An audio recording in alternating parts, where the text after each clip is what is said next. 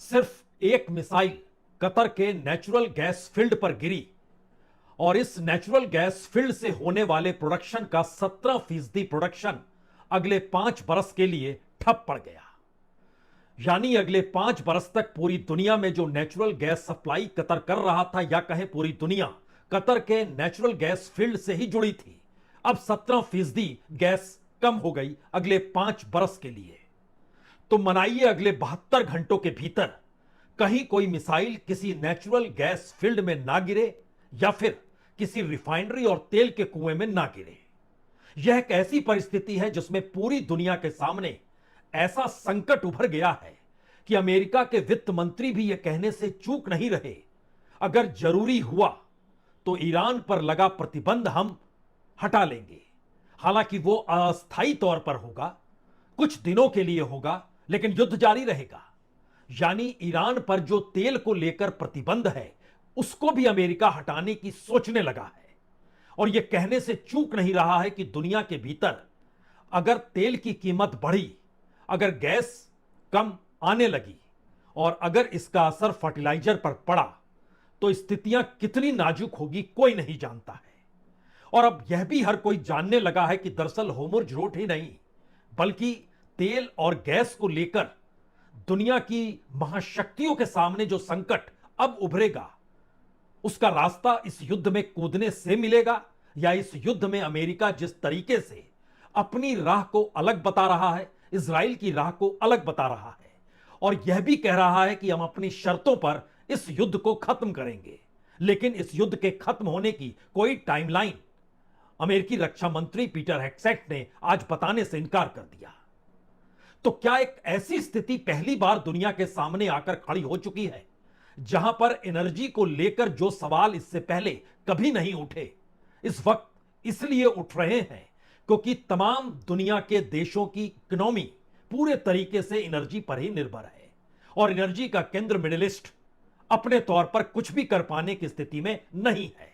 हालांकि आज बैठक हुई, बैठक के बाद कुछ निर्णय लेने का जिक्र भी हुआ, ईरान को चिताया भी गया, अमेरिका से गुहार लगाई भी गई, खुद को युद्ध में कूदने की दिशा में कदम बढ़ाने का भी जिक्र हुआ। लेकिन सवाल सबसे बड़ा यही है, इस वक्त दुनिया के बाजार में कच्चे तेल की कीमत $140 प्रति बैरल पार कर चुकी है। यह हर कोई जान चुका है कि दरअसल अब नेचुरल गैस का प्रोडक्शन कम होगा।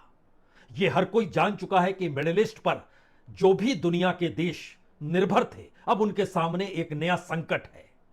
कतर के सीईओ ने जब यह कहा कि 17% प्रोडक्शन कम हो गया तो उसके बाद यह भी जानकारी कतर के प्राइम मिनिस्टर ने दी कि हमने जो कॉन्ट्रैक्ट इटली के साथ, बेल्जियम के साथ, कोरिया के साथ, चीन के साथ जो किया हुआ था एलएनजी को लेकर, अब लगता है फोर्सफुली उसको रोकना होगा या फोर्सफुली उसे कॉन्ट्रैक्ट को तोड़ना होगा। यह स्थिति एक झटके में उस दिशा में ले जा रही है जहां पर अमेरिका युद्ध में कूदे हुए या फिर युद्ध के जरिए या युद्ध की दिशा में जो कदम रशिया ने बढ़ाए तो रशिया पर से सैंक्शंस हटा लिए, क्योंकि दुनिया के बाजार में एनर्जी कम नहीं होना चाहिए, तेल की कीमत नहीं बढ़नी चाहिए, इकोनॉमी पर असर नहीं पड़ना चाहिए।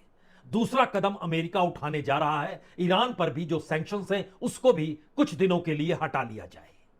यानी युद्ध चलता रहे, तेल की कीमत ना बढ़े, लेकिन मिसाइलों के जरिए जो अब हमले गैस फील्ड में और ऑयल रिफाइनरीज में हो रहे हैं वो एक नया संकट है। और इसीलिए पहली बार अमेरिकी राष्ट्रपति को यह कहना पड़ गया, अभी हम अपनी पैदल सेना यानी कमांडोज नहीं भेज रहे हैं और इजराइल अब किसी भी रिफाइनरी या किसी भी गैस फील्ड पर हमला नहीं करेगा। और ईरान भी समझ ले, अगर उसने हमला किया तो उसको पूरे तरीके से खत्म कर दिया जाएगा। दरअसल हकीकत है क्या? हकीकत मिडिल ईस्ट के देशों के भीतर क्या है, हमें लगता है इसको आज आप समझे उससे पहले बहुत जरूरी है कि इन सब के बीच रशिया के भीतर अब इस बात को लेकर भी गुस्सा है, जो आज एक तस्वीर लेबनान से निकल कर आई। रूस के न्यूज चैनल आरटी के रिपोर्टर जब खड़े होकर रिपोर्टिंग कर रहे थे और वह किसी मिलिट्री बेस पर मौजूद नहीं थे, किसी वैसी जगह पर मौजूद नहीं थे जहां पर हमला इजराइल को करना चाहिए, यह सिर्फ एक रिपोर्टिंग हो रही थी और वहां उनके चंद फरलांग की दूरी पे एक मिसाइल आकर गिरती है, जिसके बाद रशिया यह कहने से चूकता नहीं है इस तरीके से जो हमले हो रहे हैं। और रशिया का विदेश मंत्रालय ने इजराइल द्वारा जो गाजा पट्टी में जो नरसंहार हुआ उसका भी जिक्र कर दिया। यानी एक ऐसी परिस्थिति कि आप ऐसा करेंगे, हमें लगता है सबसे पहले इस तस्वीर को देखिए। Including the Al-Marj outpost opposite Merkaba, and carried out drone strikes on the Al-Raheb site near Aitar al-Shab. Further rocket attacks were reported against Nahariya and a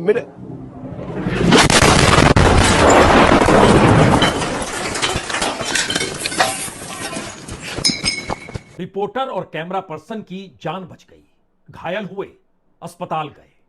लेकिन इन सबके बीच रशिया ने बड़ा ही उग्र तेवर के साथ कहा कि इजराइल इस तरीके से मिसाइल कैसे दाग सकता है, हम जांच करवा रहे हैं और जांच की रिपोर्ट आने दीजिए। और इसी परिस्थिति में जब चीन को लेकर इस बात का जिक्र हुआ कि अगर ईरान उसे गैस और तेल उपलब्ध करा रहा है और चीन अगर इस दिशा में कदम नहीं बढ़ाता है कि दुनिया के सामने संकट उभरते चला जाए और मिडिल ईस्ट से जो चीन के पास जो एनर्जी जाती है उस पर रोक लग जाए, तो चीन ने भी एग्रेसिवली ही जवाब दिया और कहा यह युद्ध अमेरिका की देन है। इस युद्ध के आश्रय ईरान की संप्रभुता पर हमला हुआ है और जो मिडिल ईस्ट के देश है वहां पर अमेरिकी सेना के बेस की मौजूदगी क्यों है, यह भी एक सवाल है। और जब हम खुद अपने लिए अपनी आर्थिक नीतियों को लेकर जिस बेल्ट रूट को खोज रहे थे उसका विरोध कोई दूसरा नहीं अमेरिका कर रहा था। दरअसल बात अब यहां पर रुकती नहीं है। एनर्जी का संकट है तो दुनिया का हर देश तैयार हो चला है और ऐसे में पहली बार खुलकर वार क्राइम के तौर पर, अंतर्राष्ट्रीय कानूनों को दरकिनार करने के तौर पर और युद्ध की परिस्थितियों में यूरोपीय यूनियन या यूरोप के देशों को सामने संकट पैदा करने को लेकर स्पेन के प्रधानमंत्री कहें जो पेड्रो सांचेज हैं, वो खुलकर आज सामने आ गए। यह युद्ध नागरिकों के खिलाफ है, यह युद्ध दुनिया की इकोनॉमी के खिलाफ है, यह युद्ध पूरे तरीके से गैर कानूनी है और अमेरिका ने जिस युद्ध को छेड़ दिया है वह युद्ध मानवता के भी खिलाफ है। स्पेन के प्रधानमंत्री इन्हीं बातों का जिक्र कर रहे हैं और जिस स्थिति में मिडिल ईस्ट, जो कतर भी मिडिल ईस्ट का हिस्सा है, मिडिल ईस्ट के भीतर आज सामूहिक बैठक हुई। अलग अलग देशों ने अपने देश की रिपोर्ट भी रखी और यह भी कहा क्या हमें उस दिशा में बढ़ना चाहिए जिस दिशा का जिक्र अब इजराइल और अमेरिका कर रहा है कि हम भी युद्ध में शरीक हो जाएं या हमें संयम बरतना चाहिए। ईरान ने जो किया वो हद से बाहर जा रहा है, लेकिन उसे रोके कैसे? क्योंकि खुद इजराइल और अमेरिका जहां जहां निशाना साध रहे हैं और इजराइल जब उसका जवाब दे रहा है तो युद्ध जल्द खत्म होगा, ऐसा कुछ भी नहीं लगता। यानी युद्ध और आगे बढ़ेगा, यानी युद्ध को लेकर संकट दुनिया के सामने और गहराएगा। और जिन सवालों का जवाब आज मिडिल ईस्ट के भीतर था उसमें एक सवाल मिडिल ईस्ट को लेकर यह भी रहा कि मिडिल ईस्ट अपने तौर पर उसकी अपनी सैन्य क्षमता नहीं है, मिडिल ईस्ट के पास राजनीतिक इच्छा शक्ति नहीं है क्या, और इसीलिए वो युद्ध में फंस गया। यानी कोई निर्णायक भूमिका मिडिल ईस्ट लेगा। आज की बैठक से वो निकल नहीं पाया, लेकिन बावजूद इसके अलग अलग देशों ने जो अपने अपने देशों का जिक्र किया, वहां पर जो मिसाइल और ड्रोन से हमला हुआ है उस दृश्य को दिखाते हुए बकायदा बैठक के बाद यह निर्णय लिया गया कि अमेरिका को किसी भी हालत में ईरान को आगे युद्ध और मिडिल ईस्ट पर निशाना साधने से रोकना होगा।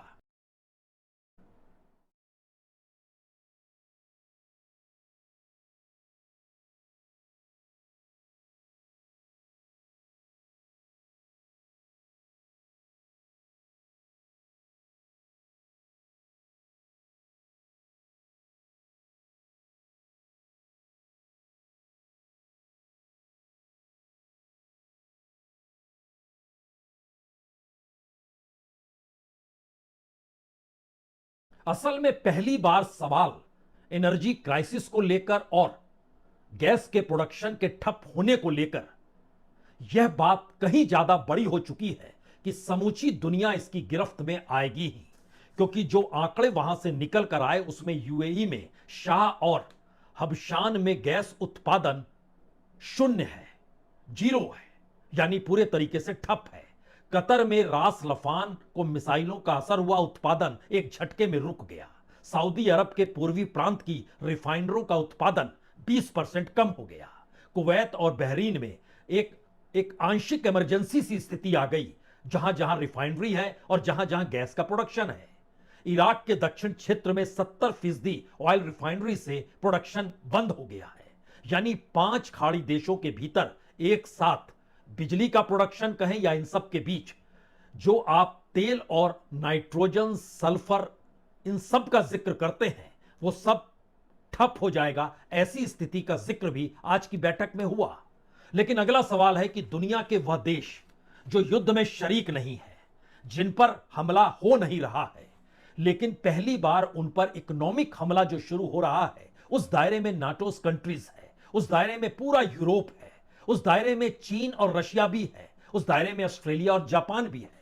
संकट सब तरफ है और पहली बार मैक्रोन सामने आए तो उन्हें कहना पड़ा कि दरअसल ये रेकलेस वार जो चल रहा है उसका असर वर्ल्ड इकोनॉमी पर जिस तरीके से पड़ेगा, ये क्राइसिस तो पूरी दुनिया के सामने सबसे बड़े संकट या युद्ध को कहीं बड़े विस्तार की दिशा में ना ले जाए, ये खतरे की घंटी है। यानी युद्ध की परिस्थितियों ने पहली बार एक तरफ या तो ईरान फैसला ले, वो कोई हमला नहीं करेगा, उस पर जो भी हमला होगा उसका जवाब वो नहीं देगा, या दूसरी तरफ अमेरिका फैसला करे कि वो अब इस युद्ध में ज्यादा दिन नहीं रहेगा। लेकिन अगला सवाल यह भी है कि आज जब अमेरिकी रक्षा मंत्री से यह पूछा गया, अमेरिका के करीब सबसे बड़ा देश या सबसे ताकतवर देश या खुद अमेरिका के साथी कौन सा देश है, बेहिचक बिना वक्त गवाए रक्षा मंत्री हेक्सेट ने कहा इजराइल। और उसके बाद उन्होंने कहा कि यह युद्ध तो हम कभी का जीत जाते, और उन्होंने निशाने पर इससे पहले की डेमोक्रेटिक सरकार या कहें पूर्व राष्ट्रपति बाइडेन को यह कहकर ले लिया कि उन्होंने अमेरिका के हथियार भंडार को ही खाली कर दिया। वो तमाम हथियार उन्होंने यूक्रेन को दे दिए कि वह रूस से लड़ रहा है। ऐसी स्थिति इससे पहले कभी किसी युद्ध के दौर में होती नहीं थी कि युद्ध के मैदान में आप गए और अपने पूर्व राष्ट्रपति द्वारा सेना को लेकर और हथियार के भंडार को लेकर निशाना साधने लग जाए। यह स्थिति पहली बार अमेरिका के अंदर इंटेलिजेंस ब्यूरो के जरिए भी उभर रही है, सीआईए और पेंटागन के जरिए भी आ रही है। इन सवालों का जवाब इसलिए महत्वपूर्ण हो चला है क्योंकि अमेरिका अपने तौर पर क्या यह चाहता है कि अब मिडिल ईस्ट को भी उस युद्ध में कूद जाना चाहिए जिस युद्ध के वो कहीं भी कोई हिस्सेदार नहीं था, सिवाय इसके कि उनके यहां अमेरिकी बेस था। क्योंकि संकट खाड़ी देशों के जरिए पूरी दुनिया पर मंडराएगा, क्योंकि वहीं पर एनर्जी सबसे ज्यादा है। और इसीलिए जब आज रक्षा मंत्री से मिडिल ईस्ट के देशों को लेकर पूछा गया, और उस सवाल का एक हिस्सा यह भी था कि सबसे ज्यादा पैसा मिडिल ईस्ट ने किसे दिया है, तो वह अमेरिका है। इन्वेस्टमेंट अमेरिका के भीतर है। सुरक्षा और शांति को लेकर जिक्र अमेरिका ने ही मिडिल ईस्ट देशों को दिया था, लेकिन इस दौर में तो सब कुछ छितरा चुका है। तो मिडिल ईस्ट के देश क्या करेंगे या अमेरिका का रुख होगा क्या? एक संकेत भरा मैसेज था, हम मिडिल ईस्ट के साथ खड़े हैं, मिडिल ईस्ट को सोचना पड़ेगा। यानी मिडिल ईस्ट भी अब क्या इस युद्ध में कूद जाए? यानी जो इजराइल चाह रहा था वही क्या अब अमेरिका चाह रहा है? युद्ध का विस्तार हो, और युद्ध के विस्तार की इस परिस्थिति में क्या अब चीन और रशिया भी अगर एनर्जी क्राइसिस कहीं फैलता है तो कूद जाएंगे? या इससे हटकर क्या वाकई जो नाटो कंट्रीज है या कहे वेस्टर्न कंट्रीज है या यूरोप है, उसके सामने भी संकट है कि वो इस युद्ध को रुकवाने के लिए सिर्फ इस युद्ध में अमेरिका के साथ खड़ा नहीं हुआ, उससे काम नहीं चलेगा, अब कुछ कदम और आगे बढ़ने होंगे। लेकिन एक क्षण के लिए रक्षा मंत्री अमेरिका के उनकी बात तो सुन लीजिए। The Gulf states have stepped up incredibly. In fact, Iran's sort of reckless attempt to strike civilian infrastructure and other things has brought countries who maybe would have not been as all in as they are today squarely into our orbit. And we're proud to be defending with them, standing with them, you name it. UAE, Qatar, Bahrain, Kuwait, Saudi Arabia, and others who have been right there. And we're grateful for that kind. America के रक्षा मंत्री कुछ भी कहें, लेकिन हकीकत क्या है? हकीकत तो यह है कि अमेरिका हर पल अपने बयानों से और अपनी कार्रवाइयों से यूटर्न ले रहा है। रशिया को लेकर उसने यूटर्न लिया, अब वो ईरान को लेकर यूटर्न लेने की स्थिति में आ रहा है, जब वह तेल पर लगाए गए सैंक्शंस को खत्म करने की सोचने लगा है। अगला यूटर्न यूक्रेन को लेकर है, और अगला यूटर्न क्या मिडिल ईस्ट को लेकर भी होगा, क्योंकि इन सब के बीच अमेरिका एक ही मैसेज दे रहा है कि हमारा लक्ष्य जो ईरान को लेकर है वो बहुत साफ तौर पर ईरान की मिसाइल क्षमता और डिफेंस इंडस्ट्री को खत्म करना है, उसको कमजोर करना है, परमाणु हथियार हासिल वो ना कर पाए इस दिशा में कार्रवाई करनी है। और जिस तरीके से खाड़ी देशों के पास या खाड़ी देशों पर जो हमले हो रहे हैं और उनके पास जो एनर्जी है, उस संकट से निकालने के लिए हमें रास्ते कैसे बनाने होंगे, ये अमेरिका जरूर सोचेगा। और वित्त मंत्री अमेरिका के स्कॉट बेसेंट ने एक इंटरव्यू में भी कह दिया कि 10 से 14 दिनों तक कीमतें नीचे हम रखने की कोशिश हर हाल में करेंगे। इसीलिए दुनिया भर के भीतर जो एनर्जी को लेकर सैंक्शन किसी भी देश को भीतर क्यों ना अमेरिका ने लगाए हो, वो सब हटा लिए जाएंगे और उस दायरे में ईरान भी आएगा। लेकिन हमारा युद्ध का अभियान चलता रहेगा। यह मैसेज ऐसा है जिसमें अगला रास्ता शायद युद्ध चलता रहे तो क्या उस इकोनॉमी को, जो कि हथियारों से जुड़ी हुई अर्थव्यवस्था है, यानी जो हथियारों को बेचकर किसी देश को लाभ पहुंचाती है, उस स्थिति में युद्ध का होना अब अमेरिका की भी जरूरत है। उसकी अपनी इकोनॉमी डामाडोल होने की परिस्थिति में तो आए या ना आए, लेकिन महंगाई लोगों पर असर डालने लगी है।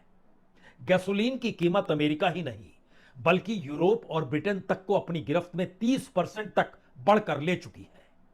जो 3 बड़े सवाल इस वक्त गूंज रहे हैं, जिस दिशा में अभी तक अमेरिका ने जवाब नहीं दिया है। पहला सवाल, क्या यह एनर्जी क्राइसिस एक वर्ल्ड वॉर की दिशा में तो नहीं चला जाएगा, जिसमें हर ताकतवर देश अपने देश की इकोनॉमी और अपने देश की सुरक्षा को लेकर इस युद्ध में नए रास्ते बनाने के लिए कूद जाएगा? क्योंकि अमेरिका ने इस पूरे युद्ध को जिस डिजाइन से लड़ा है, उसमें उसके हाथ में अभी कोई भी कमान है नहीं। यह बात अंतर्राष्ट्रीय तौर पर हर देश कहने लग गया। दूसरा सवाल, जो यूरोपियन कंट्रीज है, एक लगातार में उनकी इकोनॉमी एक झटके में इस युद्ध की वजह से इतनी ज्यादा प्रभावित हो गई है कि अगर चीन और रशिया, जापान और ऑस्ट्रेलिया भी ये सोचने लगे तो फिर पूरे यूरोपीय कंट्रीज क्या नए तरीके से दबाव अमेरिका पर बनाएंगे, या इजराइल और अमेरिका के इस रुख को लेकर कोई नए तरीके की परिस्थितियों को डेवलप कर पाएंगे? क्योंकि यूनाइटेड नेशंस के नियम कायदे और इंटरनेशनल लॉ बचा ही नहीं है। और तीसरा सवाल जो सबसे महत्वपूर्ण है, भारत हो या वो तमाम देश जो अपने तौर पर तेल का उत्पादन नहीं करते हैं और उस बाजार पर निर्भर हैं जिस बाजार से लगातार तेल का प्रोडक्शन कम हो गया, जहां से प्राकृतिक गैस का प्रोडक्शन बंद हो गया, जहां से फर्टिलाइजर का संकट गहराने लगा, और इसका जिक्र अब चीन भी जब खुलकर करने लगा है, हम फर्टिलाइजर को अब एक्सपोर्ट नहीं करेंगे। यानी आने वाले वक्त की आहट को चीन महसूस कर रहा है, रशिया महसूस कर रहा है, यूरोप के भीतर इस बात को लेकर चिंता की रेखाएं हैं। लेकिन अमेरिका और इजराइल का रुख अगर वही है और अगले 72 घंटों में अगर कहीं पर कोई मिसाइल नेचुरल गैस के फील्ड पर या फिर ऑयल रिफाइनरी पर डलती है, तो फिर मानकर चलिए स्थितियां जितनी नाजुक होगी, शायद उन नाजुक स्थितियों को सामान्य बनाने के लिए बरसों बरस लग जाएंगे। और इस दौर में दुनिया उस क्राइसिस का सामना करेगी जो अभी तक हर देश उसी के आश्रय अपनी इकोनॉमी को आगे बढ़ता हुआ देख रहा था। यह संकट युद्ध से आगे उस महायुद्ध को लेकर है जो पहली बार एनर्जी, तेल, गैस, फर्टिलाइजर, इनकी कमी को लेकर लड़ा जाएगा। और फिर क्या होगा, शायद अगले 72 घंटे इंतजार तो कीजिए।